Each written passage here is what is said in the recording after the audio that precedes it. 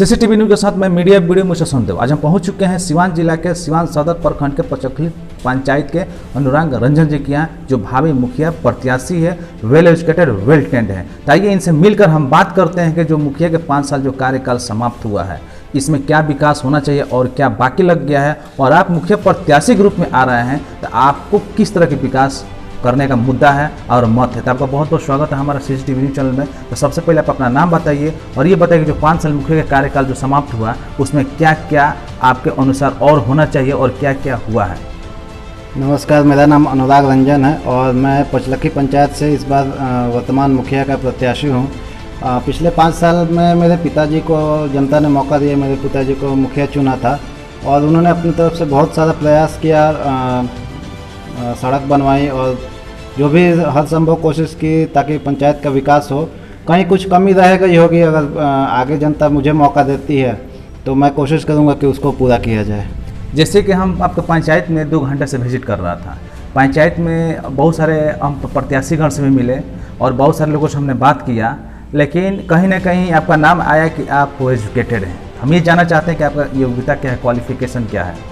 Sir, मैंने engineering की हुई है और अभी फ़िलहाल मैं एक अच्छे जॉब में हूँ। मुंबई में मैं शिपिंग कंपनी में जॉब कर रहा हूँ। मेरा नाम अनुराग रंजन है और मैंने इंजीनियरिंग किया हुआ है।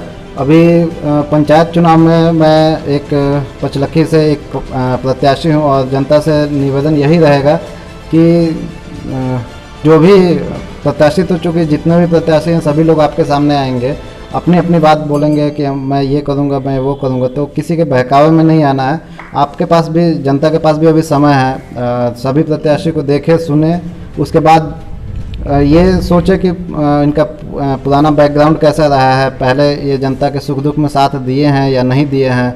अचानक से कोई बाहर से आकर के बोलेगा कि मैं आपके लिए हर काम करूँगा, तो ये मतलब इस तरह के बहकावे में नहीं आना है। जो उनको अच्छा लगता है, जो चूँकि जनता ने मुझे भी 5 साल देखा है, तो मैं यही बोलूँगा कि सारे प्रत्याशी को सुने, उसके बाद ही अपना अच्छा या बुरा निर्णय ले। चूँकि ये 2-3 महीने की बात नहीं है, पूरे 5 साल। अगर आप एक गलत प्रतिनिधि चुनते हैं तो पूरे 5 साल तक आपको उसको झेलना पड़ता है। तो इसलिए जनता से निवेदन है कि 5 साल के लिए अपना भविष्य किसी अच्छे प्रतिनिधि के हाथ में दें। जैसे कि हम बात कर रहे हैं सिवान जिला के सिवान सदर प्रखंड के पचलखी पंचायत के भावी मुखिया प्रत्याशी अनुराग रंजन से। मैं आपको बता दूं कि अनुराग रंजन एक इंजीनियर है, उस जॉब में भी है, सेटल है, पेशे से एक टेक्निकल इंजीनियर है। मैं आपको बता दूं कि वेल एजुकेटेड वेल ट्रेंड के साथ साथ अपने पंचायत को ड्रीम पंचायत बनाने का प्रयास कर रहे हैं। अपितु एक प्रश्न है आपसे कि जो कोरोना काल जो 2 साल से डिस्टर्ब कर रहा है, मैं आपको बता देना चाहता हूँ सीसीटीवी न्यूज़ चैनल के माध्यम से कि कोरोना अभी गया नहीं है। 2 गज दूरी, मास्क है जरूरी और हमेशा अनावश्यक घर से ना निकले और डिस्टेंस दूरी करके ही आप रहें। और मैं बता दूं कि ना बहके ना बहकावा में आए, कोरोना का वैक्सीन ले, बहुत ही महत्वपूर्ण है वैक्सीन लेना। तो जो 2 साल से जो कोरोना का डिस्टर्ब कर रहा है, अभी भी चल ही रहा है, तो 2 साल से आपने अपने पंचायत के लिए क्या क्या किया।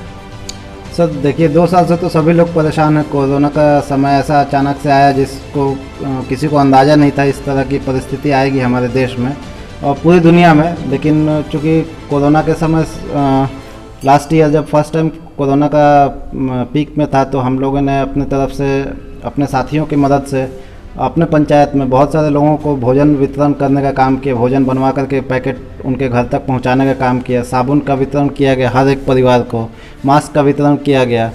तो ये सब चीज़ और भी, मतलब किसी को आर्थिक रूप से अगर किसी तरह के सहयोग की ज़रूरत हुई, हम लोगों ने प्रयास किया कि किसी को भोजन की या किसी भी तरह की कोई समस्या ना हो कोरोना का। चूँकि ये ऐसा चीज़ है जो हर एक आदमी को पे असर है, इसका हम पे भी असर है, आप पे भी असर होगा, बाकी गांव के लोगों पे भी बहुत ज़्यादा असर पड़ा है। तो हम लोगों ने प्रयास किया कि जो भी जिस तरह से भी मदद हो सके आर्थिक रूप से या भोजन वितरण करके लोगों की मदद की है।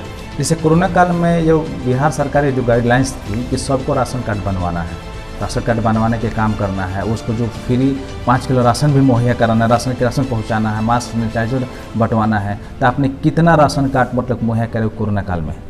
देखिए, राशन कार्ड तो जितने लोगों ने अप्लाई किया था, जिन लोगों का राशन कार्ड छूट गया था, तकरीबन मुझे जहाँ तक जानकारी है कि 90-95% लोगों का राशन कार्ड अभी तक बन चुका है। जो कुछ लोग रह गए हैं वो किसी कारणवश उनका फॉर्म रिजेक्ट हो गया होगा या फॉर्म में कुछ त्रुटि रही होंगी, इसके वजह से वो भी मेरा हम लोगों का प्रयास रहेगा कि आगे उन लोगों का भी राशन कार्ड बन जाए। लेकिन तकरीबन मुझे ऐसा जहाँ तक जानकारी है, मेरे पूरे पंचायत में तकरीबन 90 से 95% जो जिन लोगों को ज़रूरत है उनका राशन कार्ड बन चुका है। जैसे कि हम बात कर रहे हैं सिवान जिला के सिवान सदर प्रखंड के पचलकी पंचायत के भावी मुखिया प्रत्याशी अनुराग जी से। तो अनुराग जी, आप बताइए कि जिसने अपने कोरोना काल के विषय में जिसने आपने डिस्क्राइब की कि 2 साल में मैंने क्या क्या किया। फर्स्ट टाइम में जो आया था तो मैंने राशन की राशन मुहैया कराया, राशन कार्ड बनवाने के मैंने काम किया। सेकंड टाइम में भी हमने युद्ध स्तर पर उतर के मैंने काम किया।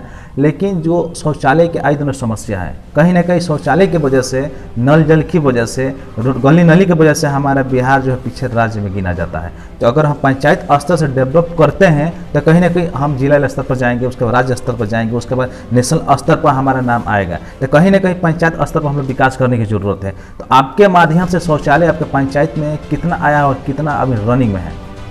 शौचालय तो देखिए, जो सरकार की स्कीम थी, सरकार ने शौचालय के लिए प्रोत्साहन राशि एक तय की थी। उसके अंतर्गत मुझे लगता है हमारे पूरे पंचायत में तकरीबन 1000 से ज़्यादा शौचालय बन चुका है और बाकी अभी कुछ प्रोसेस में है, जो कि आगे चल के उसका भी काम पूरा कराया जाएगा। तो आपके माध्यम से ये जन गली नली जो है वो कितना तैयार हुआ है और पंचायत में कितने गाँव हैं, कहाँ कहाँ तैयार किए हैं?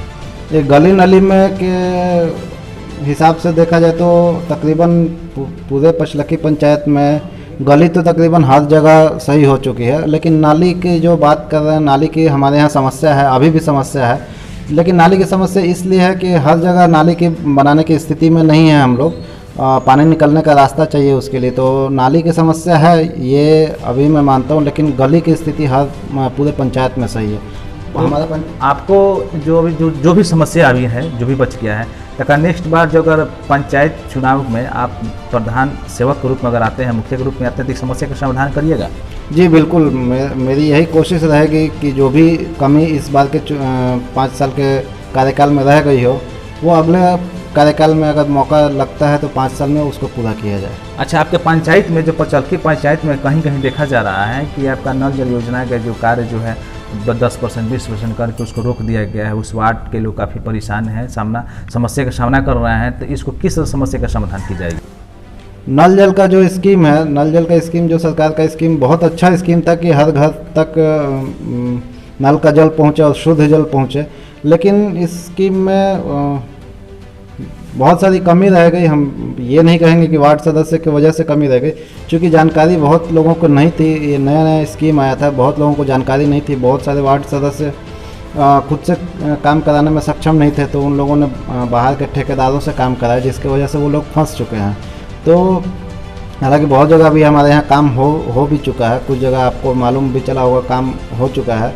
लेकिन कुछ जगह ठेकेदारों की वजह से काम नहीं हो पाया, जो कि आगे हम लोग प्रयास करेंगे कि काम पूरा किया जाए। लेकिन चूँकि स्थिति हमारे यहाँ अच्छी नहीं है नल जल की, ये मैं स्वीकार करता हूँ।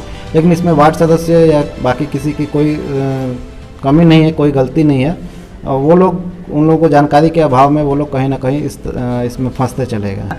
तो आप बताइए कि जो ये चुनाव में आप ग्राम पंचायत चुनाव में आप मुखिया के रूप में आ रहे हैं, तो आप पे जनता पर कितना भरोसा है और जनता का आप पे कितना भरोसा है? क्या जनता आपको मुखिया के रूप में एक्सेप्ट करेगी या ना करेगी?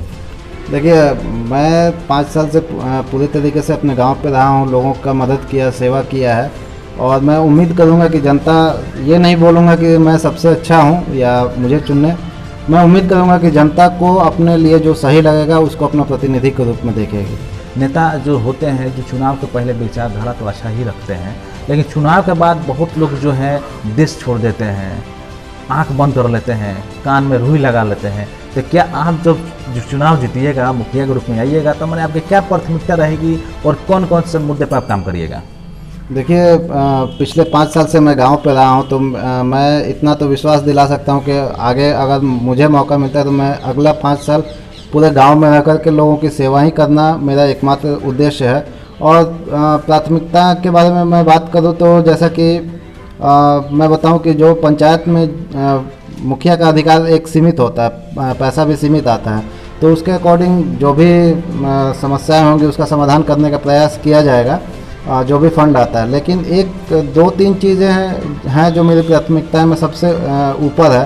एक तो हमारे यहाँ का जो अंचल है, जो कि हमारे यहाँ मैरवा में अंचल है, जिससे लोगों को बहुत सारी परेशानी होती है वहाँ जाने में, वहाँ से जाकर के कुछ भी अपना काम करवाने में बहुत सारी परेशानी होती है, क्योंकि मैरवा अंचल हमारा बहुत दूर है। तो उस एक वो हो गई। एक हमारा थाना है, थाना चूँकि हमारे यहाँ सिवान बहुत नज़दीक है, लेकिन थाना जो हम लोग का नौतन होता है वो हमारे यहाँ से 40 किलोमीटर होता है, जबकि बगल में सिवान थाना है जो कि 10 किलोमीटर है।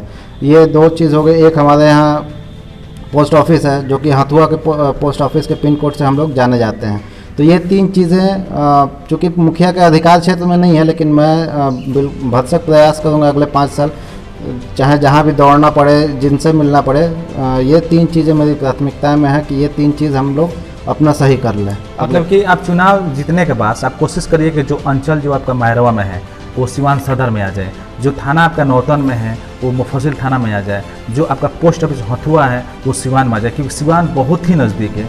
गांव की जो पंचायत है सिवान सदर में है, लेकिन आपके पंचायत के साथ थोड़ा सा अन्याय हुआ है, कहीं ना कहीं समस्या का सामना करना पड़ता है। जो रोजमर्रा के जो मजदूरा लोग हैं, जिसका पास भाड़ा का सुविधा नहीं है, जिसका पास साधन की सुविधा नहीं है, उसको अपने थाना पर, अपने पोस्ट ऑफिस और अपने अंचल के कार्य करने के लिए जाने के लिए काफ़ी कठिनाइयों का सामना करना पड़ रहा है। तो इस तरह के जो आपने विचारधारा रखा था, मैं भी अपने CCTV न्यूज़ चैनल के माध्यम से अपने डिस्ट्रिक्ट कलेक्टर को, चीफ मिनिस्टर ऑफ बिहार को मैं बताना चाहता हूँ, मैं कहना चाहता हूँ, मैं संदेश पहुँचाना चाहता हूँ कि हर पंचायत स्तर पर उतर के काम करने की हम लोग को ज़रूरत है।